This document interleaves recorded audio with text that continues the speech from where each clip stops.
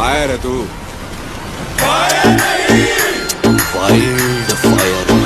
उसी को ऐसे बोलने लग गए। नहीं नहीं नहीं मोदी जी, देखिए दुनिया में बहुत तगड़े तगड़े आदमी हैं, हमें किसी से कोई आपत्ति नहीं है, लेकिन कोई हमें छेड़ेगा चाहे वो किसी भी लेवल का हो, अगर वो हमारे दिल समाज को छेड़ेगा तो हम बिल्कुल भी कतई बर्दाश्त नहीं करेंगे, बिल्कुल भी नहीं।